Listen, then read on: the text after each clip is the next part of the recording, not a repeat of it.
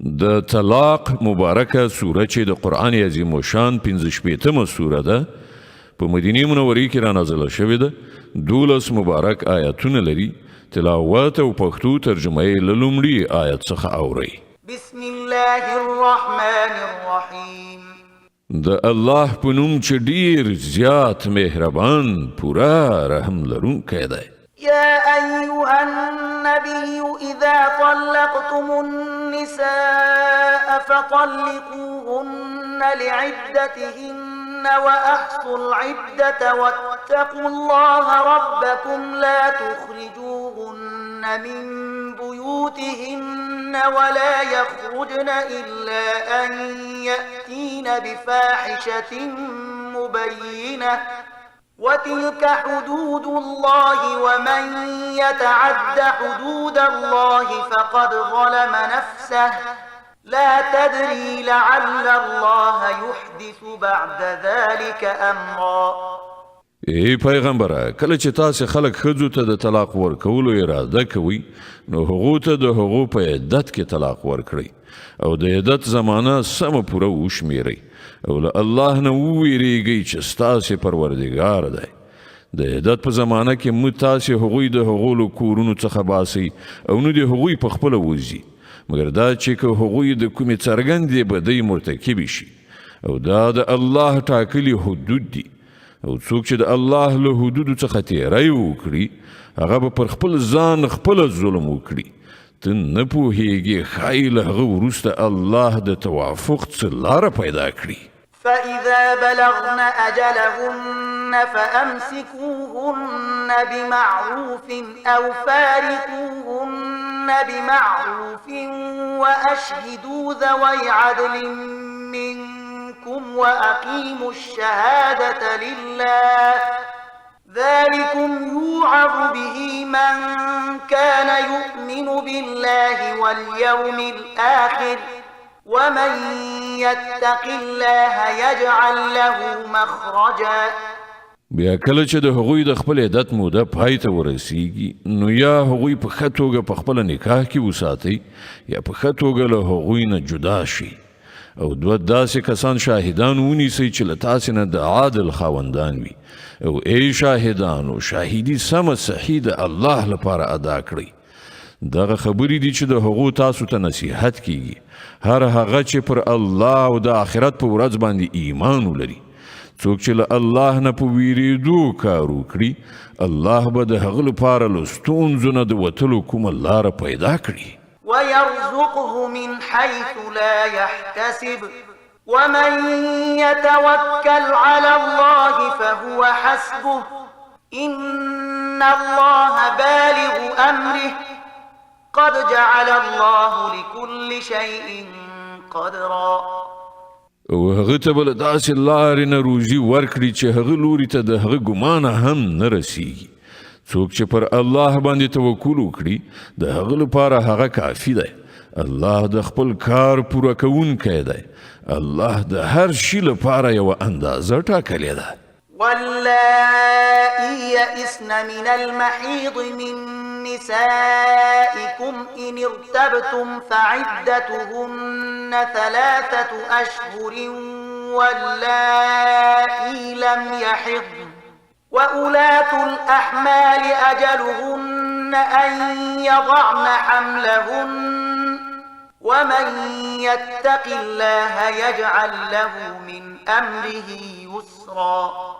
او ستاسې له مېرمنو څخه چې کومې له حیضه ناامیده شوي وي د هغو په باب کې تاسې شکمن شوي یئ نو درته معلومه دي وي چې د هغو عدت 3 میاشتې دی او همدغه حکم د هغو ښځو دی چې لا تر اوسه یې حیض نه وي راغلی او د حامله ښځو د عدت حد دا دی چې د هغو حمل وضع شي. څوک چې له الله نه وویریږي د هغه په کار کې هغه آسانتیا پیدا کوي. ذلك أمر الله أنزله إليكم ومن يتق الله يكفر عنه سيئاته ويعظم له أجرا. دا د الله حکم دی چې هغه تاسې ته نازل کړی دی. څوک چې الله نه وویریږي الله به د هغه بدیله هغه نه ایسته کړي او هغه ته به لوی اجر ورکړي. أسكنوهن من حيث سكنتم من وجدكم ولا تضاروهن لتضيقوا عليهن وإن كن أولات حمل فأنفقوا عليهن حتى يضعن حملهن فإن أرضعن لكم فآتوهن أجورهن وأتمروا بينكم بمعروف وإن تعاسرتم فسترضع له أخرى. هغو ته د عدت په زمانه کې په همغه ځای کې استوګنه ورکړئ چیرته چې تاسې اوسیږئ، هر راز ځای چې تاسې ته میسر وي، او د هغو د تنګولو یعنی پر هغو باندې د فشار راوړلو لپاره هغوی مه ځوروئ، او که هغوی حاملې وي نو پر هغوی باندې تر هغه وخته لګښت وکړئ تر څو چې د هغو حمل نه وي وضع شوی. بیا که هغوی ستاسې لپاره ماشوم ته تی ورکړی نو هغو ته به د هغو اجوره ورکړئ، او د اجورې معامله په ښه توګه په خپل منځي خبرو اترو سره فیصله کړئ. خو که تاسې د اجورې په پریکړه کې یو بل سره سختي ونیوله نو ماشوم ته به کومه بله ښځه تی ورکړي. لينفق ذو سعة من سعته ومن قدر عليه رزقه فلينفق مما آتاه الله لا يكلف الله نفسا إلا ما آتاها سيجعل الله بعد عسر يسرا. شتمن دې له خپل شتمنۍ سره سمه نفقه وکړي، او چاته چې روزي کمه ورکړل شوي وي هغه دې له همغه مال څخه لګښت وکړي چې الله هغه ته ورکړی دی. الله چې چاته څومره څه ورکړي دي له هغې نه په زیاتو هغه نه مکلفوي. لرې نه ده چې الله له تنګلاسۍ نه وروسته پراخي هم ور په برخه کړي. وكأين من قرية عتت عن أمر ربها ورسله فحاسبناها حسابا شديدا وعذبناها عذابا نكرا.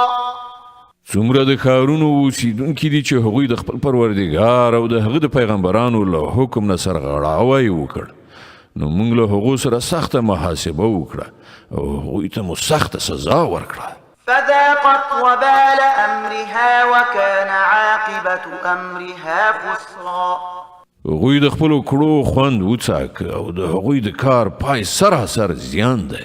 أعد الله لهم عذابا شديدا فاتقوا الله يا أولي الألباب الذين آمنوا قد أنزل الله إليكم ذكرا رسولا يتلو عليكم آيات الله مبينات ليخرج الذين آمنوا وعملوا الصالحات من الظلمات إلى النور ومن يؤمن بالله ويعمل صالحا يدخله جنات تجري من تحتها الأنهار خالدين فيها أبدا قد أحسن الله له رزقا.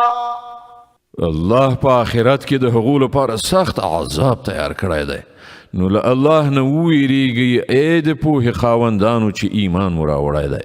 الله تاسې ته یو نصیحت نازل کړی، یو داسې پیغمبر چې تاسې ته د الله ښکاره څرګند هدایت درکوونکي آیتونه اوروي، تر څو چې ایمان راوړونکي او نیک عمله خلک له تیارو نه رڼا ته راوباسي.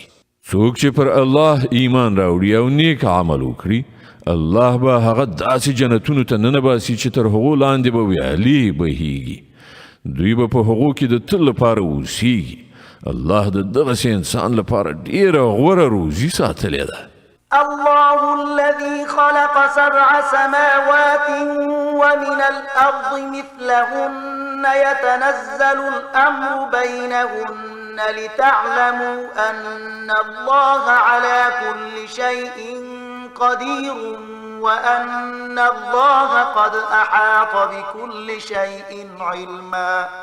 الله هغه ذات دی چې آسمانونه پیدا کړل او د همغو په شان ځمکه هم، د هغو په منځ کې حکم نازلیږي. دا تاسې ته د دې لپاره ویل کیږي تر څو چې تاسې وپوهیږئ چې الله په هر څه قدرت لري او دا چې د الله علم پر هر شي باندې چاپیر دی.